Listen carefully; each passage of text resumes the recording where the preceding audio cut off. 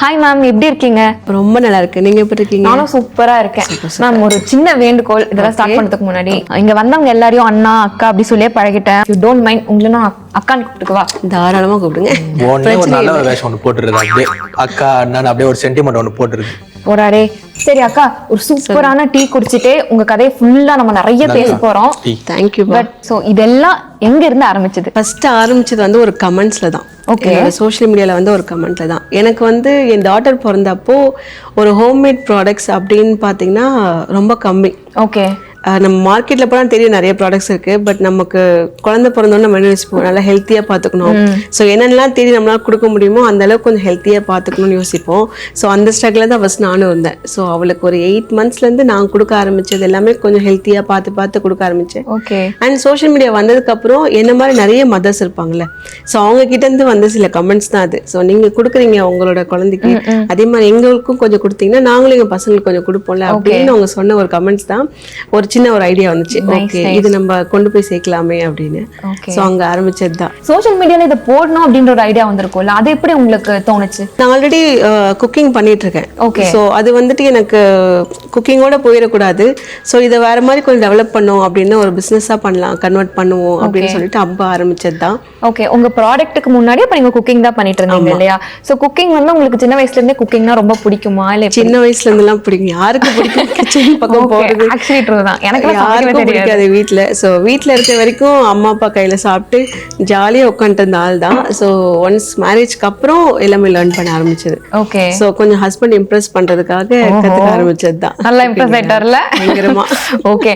So but okay, அப்பனா நீங்க இப்போ குக்கிங் வந்து மேரேஜ்க்கு அப்புறம் தான் அப்படின்றீங்க இல்லையா? அப்ப அதுக்கு முன்னாடி உங்களுக்கு என்ன ஐடியா இருந்தது? என்ன பண்ணணும், என்ன ஆகணும்? நான் இன்ஜினியரிங் தான் முடிச்சேன். முடிச்சுட்டு நான் ஸ்டார்ட் அப்ல தான் ஒர்க் பண்ணிட்டு இருந்தேன். ஸோ அதுக்கப்புறம் பிஜி பண்ணலாம் அப்படின்னு பிளான் பண்ணேன். அண்ட் ஒரு சில ஸ்ட்ரகிள்னால அப்படியே விட்டுட்டேன். அது அங்கே ட்ராப் பண்ணது தான். அண்ட் மேரேஜ்க்கு அப்புறம் அப்படியே பேபி அப்படி இதை பார்த்துக்க ஆரம்பிச்சேன். ஸோ அதுக்கப்புறம் ஓகே, சும்மா இருக்க முடியல. ஆக்சுவலி நிறைய படித்தோம். ஸோ அதுக்கான வேலையை நம்ம கரெக்டாக பண்ணலை. ஒரு மாதிரி ரொம்ப எனக்கே கொஞ்சம் ஃபீல் பண்ணிட்டு இருந்தேன். ஓகே, நம்ம எதுவுமே பண்ணல, கொஞ்சம் யூஸ்லெஸ்ஸாக இருக்க மாதிரி இருக்கு அப்படின்னு யோசிச்சு, சரி அட்லீஸ்ட் நமக்கான ஒரு சான்ஸ் இது. ஓகே, சோஷியல் மீடியா நம்ம யூஸ் பண்ணிக்கலாம் அப்படின்னு கிடைச்சி. ஏன்னா ஆல்ரெடி கிடைச்ச சான்ஸ்லாம் விட்டாச்சு. எல்லாருக்கும் எப்பயும் சான்ஸ் கிடைக்காதுல்ல. ஸோ கிடைச்ச சான்ஸ் யூஸ் பண்ணிக்கலாம் அப்படின்னு பண்ணிட்டு. ஓகே, நம்ம நல்லா சமைக்கிறோம், இதை வச்சு வீடியோ போட்டா எப்படி போகுதுன்னு பார்ப்போம். அந்த ஐடியா தான். சரி, ஓகே. பட் ஆனா ஒரே நிமிஷம் முறுக்கு பிஸ்கட் எல்லாமே காலி ஆயிடுச்சு. போய் மட்டும் வாங்கி வந்துடுறேன் பக்கத்துல இருந்து. சும்மா ஊர் மேயறதுக்கு இல்ல வாங்கி வந்துடுறேன், இருங்க. இப்ப என்ன எடுத்துக்கிட்டீங்க அப்படின்னா, எனக்கு சமைக்க தெரியாது. எனக்கு சமைக்க தெரியாதுன்றதுனால எனக்கு சமைக்க வருமானே எனக்கு தெரியாது. ஓகேவா? இப்போ நீங்க சமைக்கிறதெல்லாம் இதுக்கப்புறம் தான் கத்துக்கிட்டீங்க அப்படின்றீங்க. உங்களுக்கு அந்த ஸ்டார்டிங்ல இருந்தே அதெல்லாம் வந்துருச்சா? வந்ததுனால தான் இந்த ஆர்வம் வந்துச்சா, இல்ல மெதுவா கத்துக்கிட்டீங்களா? இல்ல, நான் கொஞ்சம் டைம் எடுத்துக்கிட்டு தான் செய்யறதுக்கே. நான் இட்லி மாவு வரைக்கிறதுனா கூட அம்மாக்கு தான் ஃபோன் பண்ணுவேன், என்ன ரேஷியோ போடணும் அப்படின்னு சொல்லிட்டு.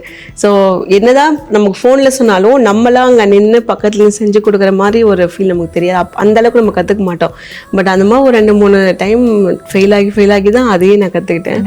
ஸோ அதுக்கப்புறம் தான் நிறைய யோசித்தேன். ஓகே, நம்ம எப்போ பார்த்து நம்ம ஊர் சாப்பாடுலாம் செய்கிறோம், கொஞ்சம் டிஃப்ரெண்ட்டாக ஏதாச்சும் பண்ணுவோமே அப்படின்ட்டு தான் ஒரு மற்ற ஸ்டேட்லேருந்துலாம் கொஞ்சம் யோசிச்சு அங்கெல்லாம் என்ன டிஃப்ரெண்ட்டாக பண்ணுறாங்க அப்படின்னு அங்கேருந்து ஸ்டார்ட் ஆச்சு. நைஸ். ஸோ உங்கள் அம்மா கிட்ட கேட்டு செஞ்சதுலேருந்து இப்போ வந்து எல்லாருக்குமே நீங்களே ஒரு ப்ராடக்ட் பண்ணி போகிற அளவுக்கு இந்த ஜேர்னி எப்படிக்கா இருந்தது? எனக்கு வந்து எப்படி சொல்லுனா ரொம்ப எக்ஸைட்மெண்ட் தான். ஆக்சுவலி ஃபஸ்ட்டு ஒரு பயம் ஸ்டார்டிங்கில். ஓகே, நம்ம இது பண்ணுறோம், இதுக்கப்புறம் இதை நம்பி நம்ம ஒரு பிஸ்னஸ் ஸ்டார்ட் பண்ணுறோம், இது எந்த லெவலுக்கு நம்ம கொண்டு போவோம் அப்படின்னு ஒரு டவுட்டில் தான் ஃபஸ்ட்டு இருந்தேன். அண்ட் நம்ம ஸ்டார்ட் பண்ணதுக்கப்புறம் நமக்கு வர ஃபீட்பேக்ஸ்லாம் இருக்குல்ல, ஸோ அப்போ தான் எனக்கு அந்த ஒரு ஸ்ட்ரென்த்தே கொடுத்து ஓகே நம்ம கரெக்டாக தான் போயிட்டுருக்கோம். ஓகே. ஸோ இப்போ ஃபீட்பேக்ஸ் நீங்கள் சொல்கிறீங்களா, நல்ல கமெண்ட்ஸ் வந்துச்சு, அதெல்லாம் நீங்கள் எடுத்துக்கிட்டீங்க. ஸோ இப்போ இந்த நெகட்டிவ் கமெண்ட்ஸ் எல்லாம் நீங்கள் என்ன பண்ணீங்க? நெகட்டிவ்லாம் வரும்போது ஸ்டார்டிங்கில் ரொம்ப ஃபீல் பண்ணுவேன். நெகட்டிவ் வந்துட்டாலே ஒரு மாதிரி பதட்டமாயிரும். நெக்ஸ்ட் பண்ணலாமா வேண்டாமா, இது பண்ணால் இப்படி ஒரு டவுட் வரும், இதை பண்ணால் இந்த மாதிரி நெகட்டிவ் கமெண்ட்ஸ் வரும் அப்படின்ற ஒரு டவுட்லேயே நிறைய விஷயத்த நான் வந்து இப்போ ட்ரா பண்ணியிருக்கேன். சரி வேண்டாம், ஏதாவது புதுசாக இனோவேட்டிவாக பண்ணோம் அப்படின்னாலே இல்லை இப்படி போட்டாலே நமக்கு அந்த மாதிரி ஒரு கமெண்ட்ஸ் வரும்ல, சரி இதை விட்டுடலாம், நமக்கு அந்த திட்டே வேண்டாம் அவங்க கிட்ட இருந்துன்னு விட்டுருக்கேன். ஆனால் அதுக்கு நிறைய ஃபேஸ் பண்ணிட்டேன். ஸோ ஃபேஸ் பண்ணி அழுதுருக்கேன். ஸோ வீடியோஸ் கூட போடாமல் நிறைய ஃபீல் பண்ணியிருக்கேன். அதுக்கப்புறம் தோணுச்சு யாரோ ஒருத்தவங்க ஏதோ ஒரு கமெண்ட்ஸ் பண்ணுறாங்க, பட் அதை விடங்க நிறைய மடங்கு எனக்கு பாசிட்டிவ் கமெண்ட்ஸ் அது நான் ஏன் அதை நோட் பண்ண மாட்டேங்கிறேன் அப்படின்னு யோசித்தேன். ஏதோ ஒரு 10 நெகட்டிவ் கமெண்ட்ஸ் வந்து 100 பாசிட்டிவ் கமெண்ட்ஸ் வரும். ஸோ அதை மட்டும் பார்த்துப்போம் அப்படின்னு சொல்லிட்டு அதை பாசிட்டிவாகவே மூவ் ஆகிருது. எந்த மாதிரி கான்டென்ட்க்கா நீங்கள் வந்து நிறுத்துனீங்க? சரி இந்த மாதிரி பேட் கமெண்ட்ஸ் வருதே அப்படின்னு சொல்லிட்டு. நான் ஆக்சுவலாக இந்த டியூவல் கேரக்டர் மாதிரி பண்ணேன். அது எப்படின்னா ஒரு ஹோம்ல வந்து டிப்ஸ் கிச்சன்ல டிப்ஸ் கொடுக்குற மாதிரி இருக்கும். ஸோ 2 கேரக்டர் நானே கொஸ்டின் கேட்டு நானே அங்கேருந்து டிப்ஸும் கொடுக்குற மாதிரி இருக்கும். ஸோ அதுக்கு வந்து கமெண்ட்ஸ் நிறைய பேர் திட்டினாங்க. ஆக்சுவலாக நல்லா இல்லை, எதுக்கு இந்த மாதிரிலாம் பண்ணுறீங்க, வேற வேலையே இல்லையா, இதெல்லாம் ஒரு பொழப்பா அப்படின்ற மாதிரி எவ்வளோ நெகட்டிவ் கமெண்ட்ஸ் இருந்துச்சு. பட் இருந்தாலும் அதில் நிறைய பாசிட்டிவ் கமெண்ட்ஸ் என்னன்னா நிறைய யூஸ்ஃபுல்லாக இருக்குது இந்த டிப்ஸ் எல்லாமே. அதாவது நீங்கள் இதை வந்து எக்ஸ்பிளைன் பண்ணுறது நீங்கள் சொல்லி காமிக்கிறது ரொம்ப ஈஸியாக இருக்குது அப்படின்னும் போது ஓகே சரி அப்போ பாசிட்டிவாக எடுத்துப்போமேன்னு சொல்லி அந்த பட் ஆனா அது கொஞ்சம் அப்ப டிராப் பண்ணேன் நான். ஓகே ஸ்டார்ட் பண்ணீங்க இல்லையா? ஓகே நம்ம ஒரு ப்ராடக்ட் பண்ணலாம், நம்ம ட்ரை பண்ணலாம். இந்த மாதிரி இனிஷியல் ஸ்டேஜ்ல உங்களுக்கு ஒரு பெரிய பிக்கஸ்ட் சேலஞ்சா என்னவா இருந்தது? எனக்கு சேலஞ்ச் வந்து பார்த்தீங்கன்னா நான் இந்த ப்ராடக்ட்ஸ் எப்படி கொண்டு போய் சேர்க்க போகிறேன். ஏன்னா மில்லட்ஸ் அப்படின்னு பார்க்கும்போது நிறைய பேர் பண்ணாங்க. அதாவது நான் என்னோட டாட்டர் பிறந்தப்போ அப்போதான் ஒரு சில பேர் இனிஷியேட் பண்ணாங்க.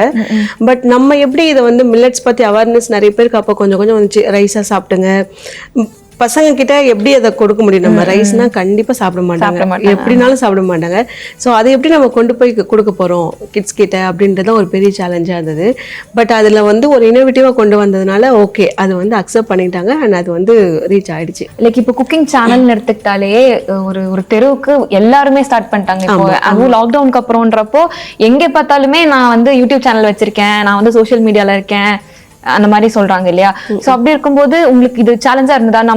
நமக்கு இவ்வளவு ஃபாலோவர்ஸ் வரும், நம்மளும் சோஷியல் மீடியால வந்து ஃபேமஸ் ஆகும், நம்ம ப்ராடக்ட்க்கு இவ்வளவு ரீச் இருக்கும் அப்படின்றத யோசிச்சிருக்கீங்களா? அதாவது ஸ்டார்டிங்ல நான் யூடியூப் ஆரம்பிக்கும் போது நான் அதை யோசிக்கல. நம்ம கொஞ்சம் ரீச் ஆகுவோம் அப்படின்றது நான் சுத்தமாக யோசிக்கவே இல்லை. ஏன்னா எனக்கு வாய்ஸ் கொடுக்கறதே கொஞ்சம் பயம். ஓகே. ஸோ நான் பயந்துட்டு தான் வாய்ஸை கொடுப்பேன். ஸ்டார்டிங்கில் அந்த பயத்திலே பேசின மாதிரியே இருக்கும். அப்புறம் போக போக எனக்கு அது பழகிடுச்சு. அண்டு நான் குக்கிங் தாண்டி நான் இன்னொரு சோஷியல் மீடியா ஆக்சுவலி இது பண்ணிட்டு இருந்தேன். லைஃப் ஸ்டைல் விளாக் மாதிரி பண்ணும்போது தான் எனக்கு சப்ஸ்கிரைபர்ஸ் கூட ஒரு கனெக்ஷனே கிடைச்சிது. ஸோ நார்மலாக நீங்கள் ரெசிபி பண்ணுறீங்க நல்லா இருக்கு அப்படின்ற கமெண்ட்ஸ் வருது போய் மற்றது எல்லாமே எனக்கு ரொம்ப ஒரு மாதிரி பர்சனலாக கொஞ்சம் கனெக்ஷன் கிடைச்சிது சப்ஸ்கிரைபர் கூட. ஸோ அதுதான் என்னோட ப்ராடக்ட்ஸ்மே அது இன்னும் கொஞ்சம் கொண்டு போக ரீச் ஆச்சு. உங்க வீட்டில் பாப்பாக்கு அப்படின்னு வரும்போது நீங்க ப்ராப்பரா வந்துட்டு குவாலிட்டி எல்லாம் மெயின்டைன் பண்ணி, ஏன்னா நம்ம வீட்டு குழந்தைங்க நம்ம வீட்டில் இருக்கிறவங்க அப்படின்ற ஒரு தாட் இருக்கும் இல்லையா? ஸோ இப்போ நீங்க வந்து சுத்தி இருக்கிற எல்லா வீட்டுல இருக்கிற எல்லா குழந்தைங்களுக்கும் பண்ணும்போது அந்த குவாலிட்டி எப்படிக்கா கரெக்டா மெயின்டைன் பண்றீங்க? அது வந்து நம்ம வாங்குற ரா மெட்டீரியல்ஸ் தான்.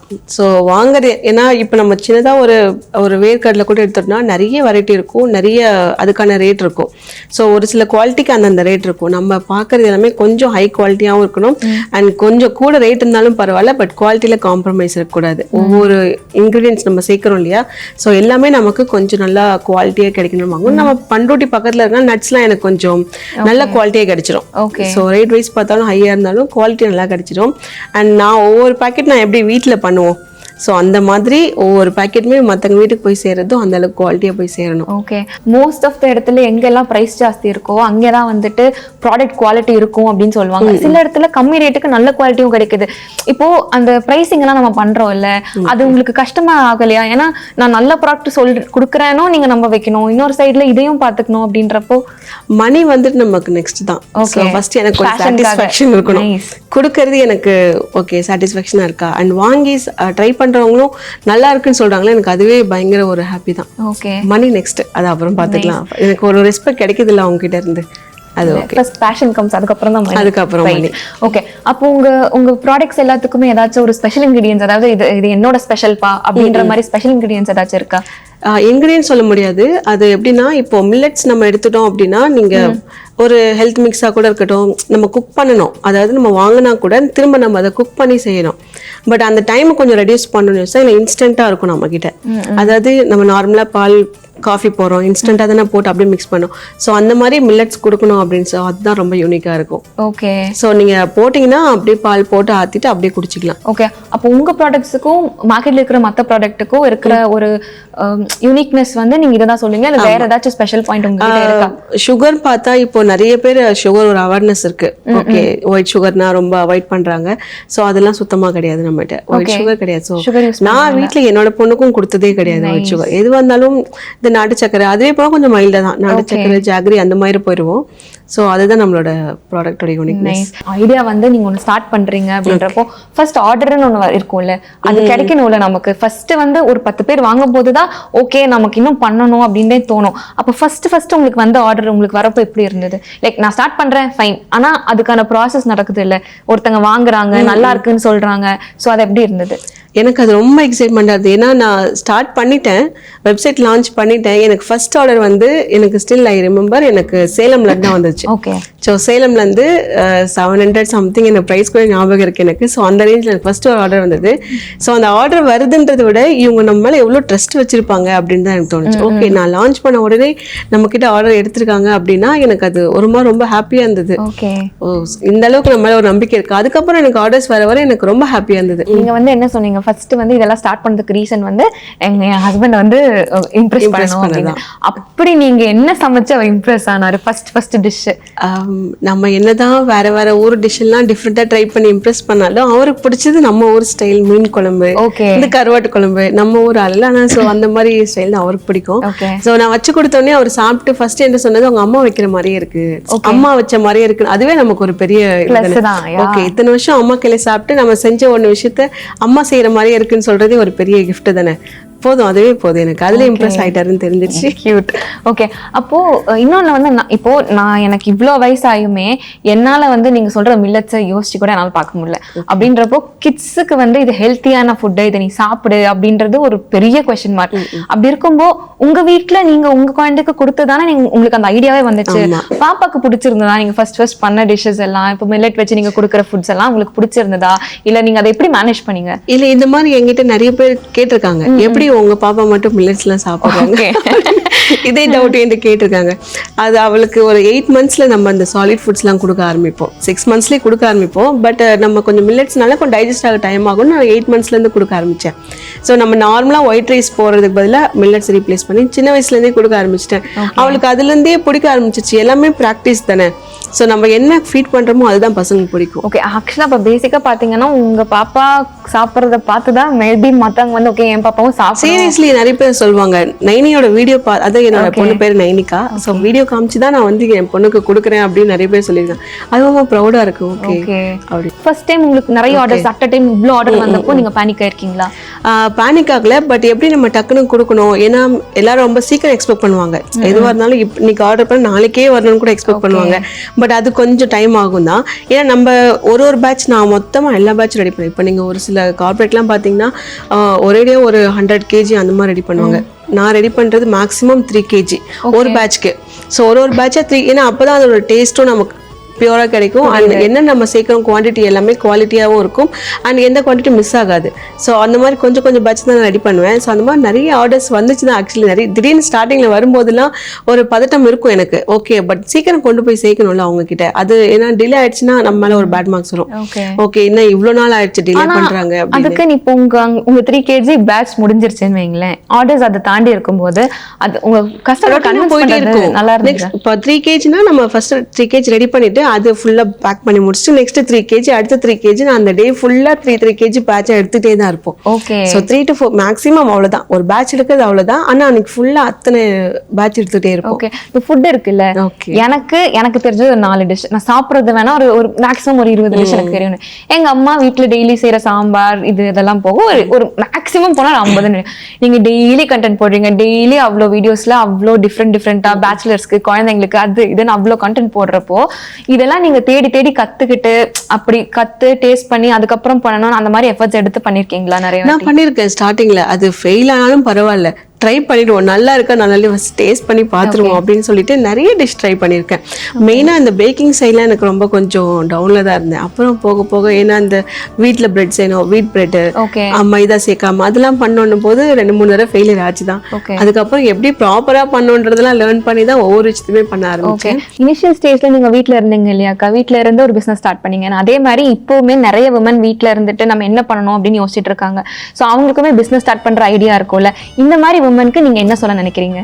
யார் வேணாலும் ஸ்டார்ட் பண்ணலாம், என்ன வேணாலும் ஸ்டார்ட் பண்ணலாம். அவங்களுக்கு ஒரு சின்ன ஐடியா தான், ஜஸ்ட் ஒரு ஸ்மால் ஐடியா, ஒரு கன்சிஸ்டன்சியான ஒரு எஃபெக்ட், அவங்களோட எஃபர்ட்டை போடணும், அது மட்டும் போதும். பயம் தேவையில்லை, பயப்படவே வேண்டாம். அதை விட உங்களுக்கு நம்பிக்கை இருந்துச்சுன்னா போதும், நீங்க மூவ் பண்ணிட்டே இருக்கலாம். பெரிய செட்டப்லாம் தேவையே தேவையில்லை, ஜஸ்ட் ஒரு ஐடியா, உங்களோட கன்சிஸ்டன்டான எஃபர்ட், அவ்வளவுதான். இது மட்டும்தான், செட்டப்லாம் எதுவுமே தேவையில்லை. ஸ்டார்ட் பண்ணிடுங்க எதுவாக இருந்தாலும்.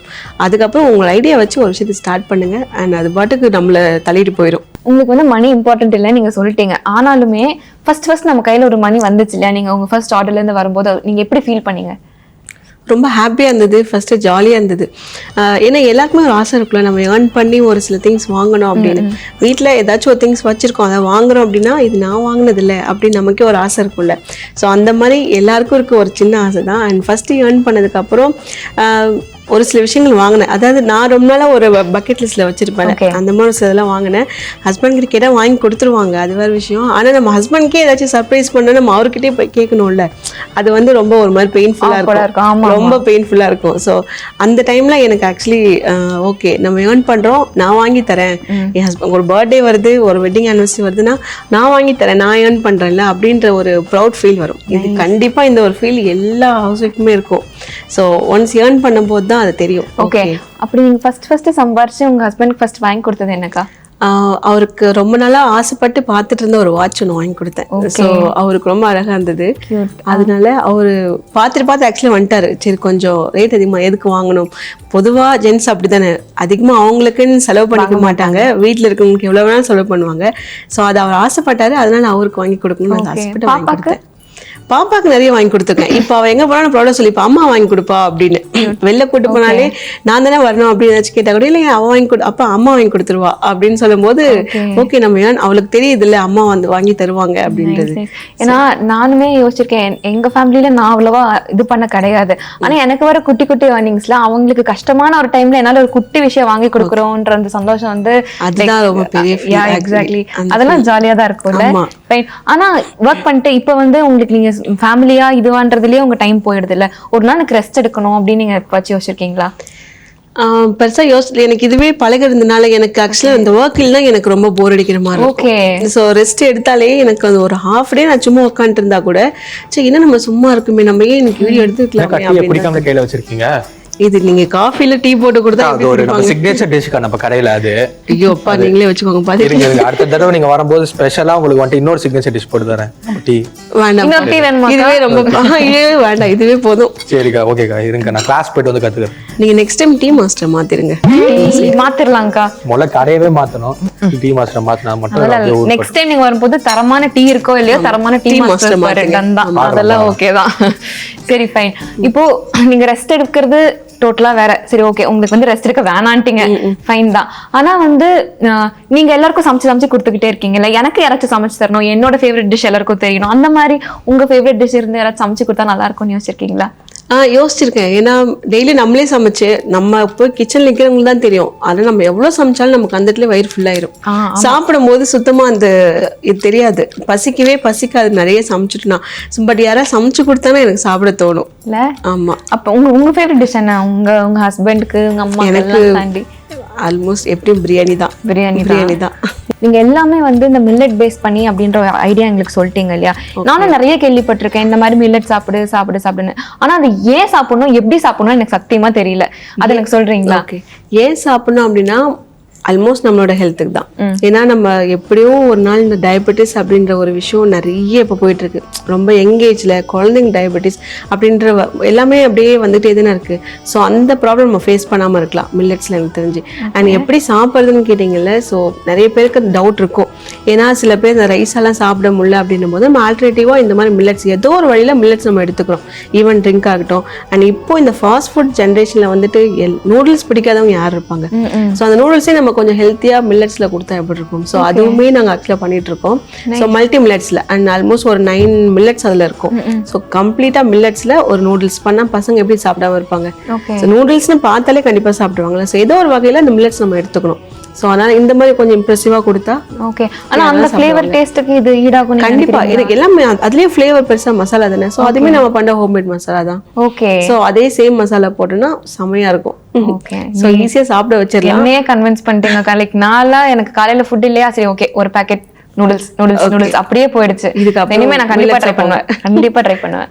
இந்த டீ கடையில உட்கார்ந்து நிறைய பேர் டீ குடிச்சிருக்காங்க, நிறைய கதை சொல்லியிருக்காங்க. ஆனா உங்க கதை வந்து எப்படி இருந்ததுன்னா ஒரு மாதிரி ஒரு சோகம் அந்த மாதிரி எல்லாம் ஒண்ணும் இல்லாம, இல்ல நான் ரொம்ப எம்பவரிங்கா நானும் எனக்கு இந்த குட்டி விஷயம் தெரியுமா, நான் ஸ்டார்ட் பண்றேன்ப்பா, ஸ்டார்ட் பண்ணி பெரிய லெவலுக்கு போறேன்ப்பா, அந்த மாதிரி ஒரு ஃபீல் எங்களுக்கு கொடுத்துச்சு. அதுக்கு ரொம்ப தேங்க்ஸ். அண்ட் மோரோவர் நீங்க சொன்ன மாதிரி ஃபர்ஸ்ட் உங்க பாப்பாக்கு ஃபுட் கொடுத்துட்டு இருந்தீங்க, அப்புறம் வந்து இல்ல நம்ம எல்லாருக்கும் கொடுக்கணும்னு சொல்லி நீங்க எல்லாருக்கும் இப்போ பக்கத்துல ஊருக்கு அந்த மாதிரி கொடுத்துட்டு இருந்தீங்க. அண்ட் போக போக எல்லா உலகம் எங்கும் உங்களோட மில்லட்ஸ் வந்து போய் சேரணும் அப்படிங்கிறதுக்காக எங்களோட வாழ்த்துக்கள் உங்களுக்கு. நானும் மில்லட்ஸ்ல டீ போட கத்துக்கறேன்க்கா. மில்லட்ஸ்ல டீ போடுங்க. உங்க கடையில எல்லாத்தையும் மில்லட்ஸ் போடுங்க நீங்க. கண்டிப்பா நெக்ஸ்ட் டைம் நீங்க வரும்போது எங்க மில்லட்ல ஒரு ஸ்நாக்ஸ் இருக்கும், வேணும்னா ட்ரை பண்ணி மில்லட்ல போடுவாராம். டீ கூட நாங்க போடுவோம். டீ, காபி, பிளாக் டீ எல்லாமே போடலாம்க்கா. ஓகே. ரொம்ப நன்றி அகைன் எங்க ஷோக்கு வந்ததுக்கு ரொம்ப நன்றி. All the best for your future. Thank you so much.